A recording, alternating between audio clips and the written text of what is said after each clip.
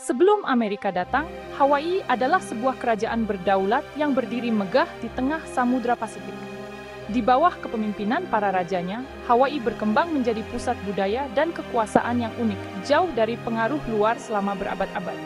Kerajaan ini memiliki hukum adat yang kuat, budaya yang kaya, serta sistem pemerintahan yang terorganisir dengan baik. Para bangsawan dan rakyat hidup berdampingan, menjaga tradisi leluhur dan nilai-nilai spiritual yang diwariskan turun-temurun.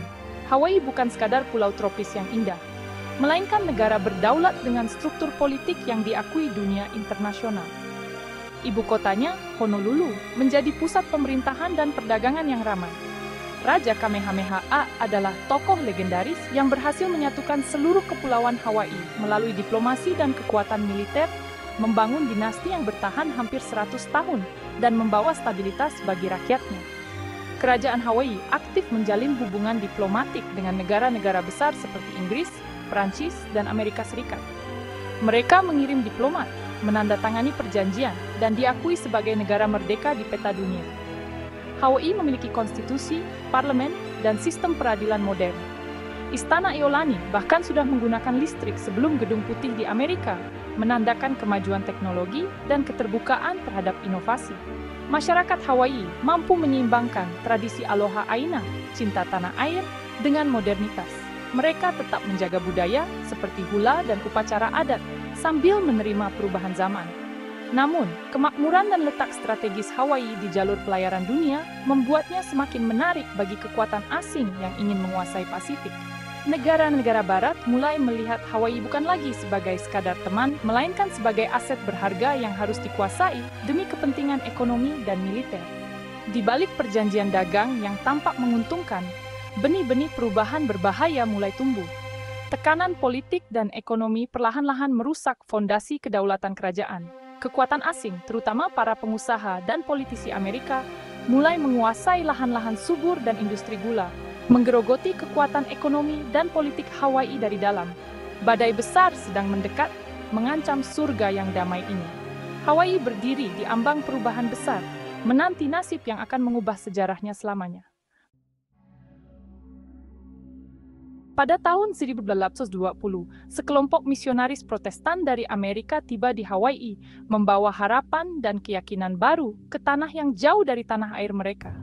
Mereka datang dengan tujuan menyebarkan ajaran Kristen, namun kehadiran mereka membawa dampak yang jauh lebih luas dari sekadar agama. Selain memperkenalkan ajaran Kristen, para misionaris ini juga membawa sistem pendidikan barat, nilai-nilai moral baru, serta kebiasaan dan adat istiadat yang berbeda dengan tradisi lokal Hawaii. Mereka memperkenalkan tulisan Latin, mendirikan sekolah-sekolah, dan menerjemahkan Alkitab ke dalam bahasa Hawaii. Inovasi ini diadopsi oleh sebagian keluarga kerajaan yang melihat pendidikan sebagai jalan menuju kemajuan dan kekuatan baru. Namun, di balik kemajuan itu, para misionaris juga membawa konsep kepemilikan tanah pribadi yang perlahan-lahan mengikis tradisi tanah komunal Hawaii yang telah dijaga turun-temurun oleh masyarakat adat. Puncaknya terjadi pada Mahelenui tahun 1848, sebuah pembagian tanah besar-besaran yang membuka jalan bagi orang asing untuk membeli dan memiliki tanah di Hawaii, sesuatu yang sebelumnya tak pernah terjadi. Dari sinilah industri gula raksasa lahir, dikuasai oleh elit kulit putih yang dikenal sebagai Big Five.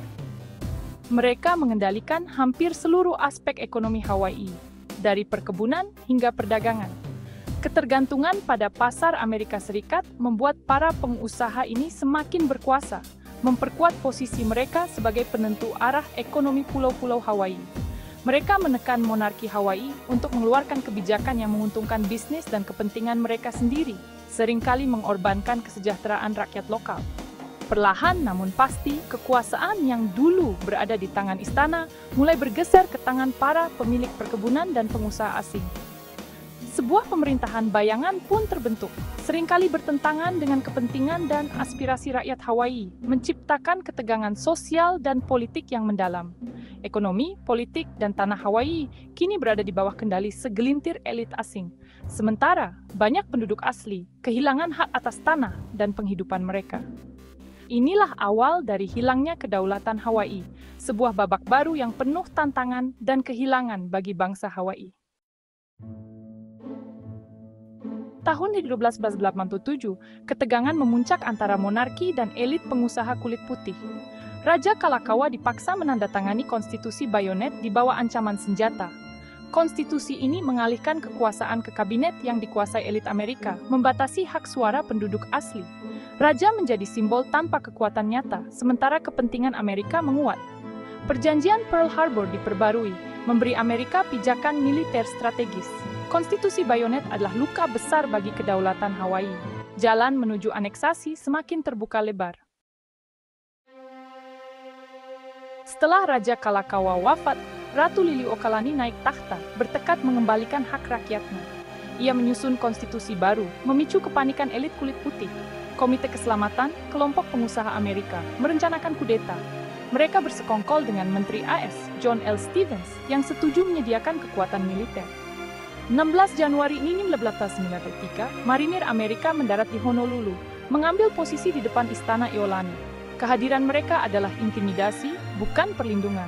Komite Keselamatan bergerak, didukung kekuatan militer Amerika. Ratu dan rakyatnya dihadapkan pada ancaman nyata. Kudeta dimulai, monarki Hawaii berada di ujung tanduk. Kedaulatan Hawaii diguncang oleh kekuatan asing. Hari-hari kerajaan berdaulat hampir berakhir. Marinir Amerika di Honolulu mengubah konflik lokal menjadi krisis internasional. Komite Keselamatan memproklamasikan berakhirnya monarki dan membentuk pemerintahan sementara. Sanford B. Dole, diangkat sebagai presiden, segera meminta aneksasi ke Washington. Ratu Liliuokalani memilih menyerah secara damai, berharap keadilan dari Amerika. Ia menyerahkan otoritasnya kepada pemerintah AS, bukan pemerintahan sementara. Pernyataannya jelas, ia menyerah untuk menghindari pertumpahan darah dan meminta keadilan.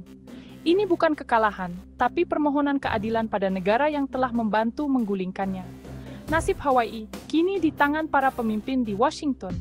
Harapan terakhir rakyat Hawaii bergantung pada keputusan Amerika. Kudeta Hawaii sampai ke Washington saat transisi presiden. Presiden Cleveland, yang tidak pro-imperialis, menunda aneksasi dan memerintahkan penyelidikan. Laporan Blount menyimpulkan kudeta ilegal dan mayoritas rakyat Hawaii menolak aneksasi. Cleveland menarik perjanjian aneksasi dan berusaha memulihkan monarki. Namun, pemerintahan Sanford Dole menolak, mendeklarasikan Republik Hawaii. Senat Amerika yang pro-ekspansi menolak rekomendasi Cleveland. Laporan tandingan membebaskan Amerika dari kesalahan. Ratu Liliuokalani dan rakyatnya terjebak dalam ketidakpastian. Harapan untuk keadilan pupus di tengah politik Amerika. Republik Hawaii berdiri, kedaulatan asli semakin jauh. Proses aneksasi hanya tinggal menunggu waktu. Status Hawaii menggantung hingga McKinley, presiden pro-imperialis, mengajukan kembali aneksasi. Petisi QE ditandatangani mayoritas rakyat Hawaii, menolak aneksasi. Perang Spanyol-Amerika 1998 mengubah segalanya. Hawaii jadi penting secara militer. Pendukung aneksasi menggunakan alasan perang untuk mendesak pencaplokan. Resolusi Newlands diajukan, hanya butuh mayoritas sederhana di Kongres. Resolusi disahkan, Hawaii dicaplok tanpa persetujuan rakyatnya. 7 Juli 1898, Hawaii resmi jadi milik Amerika. Tidak ada referendum, tidak ada suara rakyat Hawaii. Surga Pasifik itu diambil dengan dalih kebutuhan militer. Aneksasi terjadi di tengah euforia perang, menutup babak kedaulatan Hawaii. Sejarah Hawaii berubah selamanya. Resolusi Newlands mengakhiri kerajaan Hawaii. 12 Agustus 1918, bendera Hawaii diturunkan, digantikan bendera Amerika. Hawaii jadi teritori AS, diperintah dari Washington. Bahasa dan budaya Hawaii ditekan, tanah kerajaan disita. Setelah Perang Dunia II, gerakan negara bagian menguat. Musiman, referendum diadakan, 94% memilih jadi negara bagian, tapi pilihan merdeka tak pernah ditawarkan. Banyak aktivis menilai referendum ini tidak sah dan menutup peluang kedaulatan. Suara kemerdekaan dibungkam, pilihan rakyat dibatasi. Hawaii menjadi negara bagian, tapi banyak yang merasa tanah mereka diambil tanpa persetujuan sejati. Aneksasi dan status negara bagian membawa perubahan besar yang mengguncang masyarakat dan budaya Hawaii. Ketika Hawaii dianeksasi dan kemudian dijadikan negara bagian Amerika Serikat, kehidupan penduduk aslinya berubah drastis. Tradisi yang telah diwariskan turun-temurun mulai terpinggirkan. dan identitas budaya perlahan-lahan tergerus oleh arus modernisasi dan kebijakan luar. Tanah dan ekonomi dikuasai elit, sementara penduduk asli semakin terpinggirkan dari tanah leluhur mereka. Perkebunan besar dan resor mewah tumbuh pesat, namun banyak keluarga Hawaii asli justru hidup dalam keterbatasan, menghadapi ketidakadilan ekonomi dan sosial yang mendalam. Namun, semangat tak pernah padam. Renaissance Hawaii membangkitkan kembali bahasa, budaya, dan identitas yang hampir hilang. Generasi muda mulai belajar kembali bahasa Hawaii, menari hula, dan merayakan warisan leluhur mereka dengan penuh kebanggaan. Dari kebangkitan budaya ini, gerakan kedaulatan modern pun lahir. Rakyat Hawaii menuntut keadilan, pengakuan sejarah, dan hak untuk menentukan nasib sendiri. Suara mereka semakin lantang di jalanan dan ruang publik. Ada yang menginginkan otonomi dalam kerangka Amerika, ada pula yang menuntut kemerdekaan penuh dan pengembalian kedaulatan. Diskusi dan perdebatan terus berlangsung di antara komunitas, memperkuat solidaritas dan tekad bersama. Protes damai dan advokasi hukum menjadi senjata utama mereka. Melalui jalur hukum dan aksi damai, mereka berjuang untuk hak-hak yang telah lama diabaikan, menuntut keadilan di pengadilan dan di hadapan publik. Pada tahun 1993, Amerika Serikat akhirnya mengakui keterlibatan ilegalnya lewat resolusi permintaan maaf. Momen ini menjadi pengakuan resmi atas luka sejarah yang dialami rakyat Hawaii, meski perjuangan belum berakhir. Kisah aneksasi Hawaii adalah pengingat pahit bahwa sejarah sering disembunyikan atau diubah oleh para pemenang. Banyak generasi tumbuh tanpa mengetahui kebenaran karena narasi resmi menutupi kenyataan pahit yang dialami rakyat Hawaii. Namun, perjuangan kedaulatan Hawaii terus berlanjut hingga hari ini. Generasi muda dan tua bersatu, menolak dilupakan, dan terus memperjuang hak serta martabat mereka sebagai bangsa yang berdaulat. Seperti kata Ratu Liliuokalani, kebenaran akhirnya akan muncul. Kini, suara rakyat Hawaii terdengar lebih keras dari sebelumnya, menuntut keadilan, pengakuan, dan masa depan yang lebih baik bagi generasi mendatang.